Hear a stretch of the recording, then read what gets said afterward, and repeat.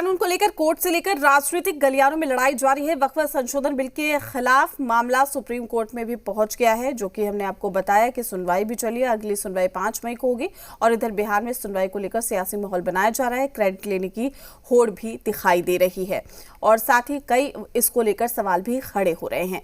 चलिए अब खबरों में आगे बढ़ते हैं, बात कर लेते हैं। गुरुवार को 3.25 घंटे की बैठक के बाद जब महागठबंधन में कोऑर्डिनेशन कमेटी के मुखिया का नाम निकला तो राजनीति अलग होने लगी। दरअसल चर्चा तो यही थी कि महागठबंधन में सीएम फेस की बात होगी, नाम पर आम सहमति बनेगी, लेकिन बैठक के बाद निकला कुछ और। तेजस्वी यादव को कोऑर्डिनेशन कमेटी का मुखिया बना दिया गया और इसी बात को लेकर एनडीए ने लपक लिया, निशाने पर तेजस्वी यादव को ले लिया। लेकिन इस बीच आरजेडी ने साफ कर दिया कि जिस तरह से पूरब से सूर्य निकलना सत्य है, उसी तरह से सीएम फेस कौन होगा ये भी सत्य है।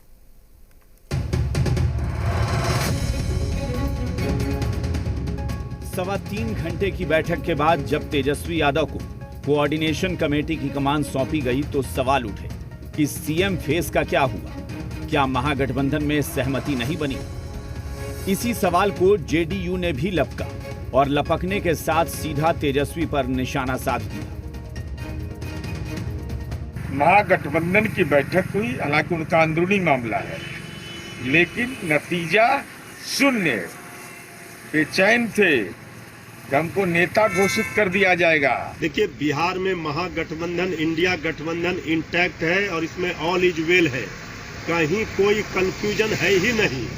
जब कोऑर्डिनेशन कमेटी के नेतृत्वकर्ता श्री तेजस्वी यादव जी कल बने हैं। लेकिन इन सवालों का असल जवाब शुक्रवार को आरजेडी ने दिया और बता दिया कि पूरब का सत्य क्या होता है, और जो सत्य है वो हमेशा पूरब से ही दिखता है। बीता 3 चुनाव देख लीजिए, 20 का विधानसभा, लोकसभा यहाँ के स्तर पर।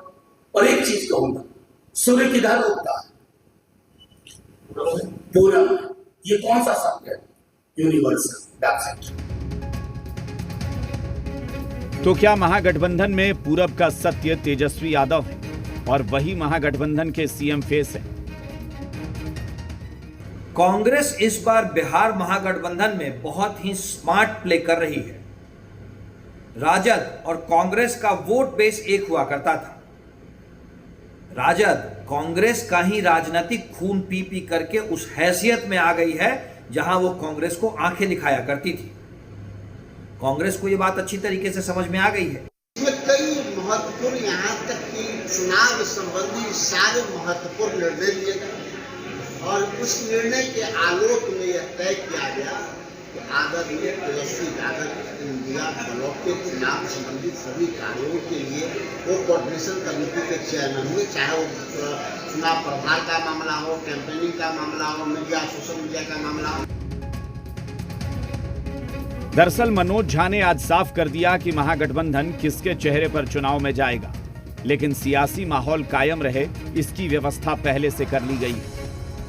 मतलब ये कि वक्त के साथ माहौल को गर्म रखा जाए ताकि फायदा ग्राउंड पर मिले। और संभव है कि इस चुनावी तरकीब को एनडीए भी समझ रहा है। सनी के साथ शिवम, जी मीडिया, पटना।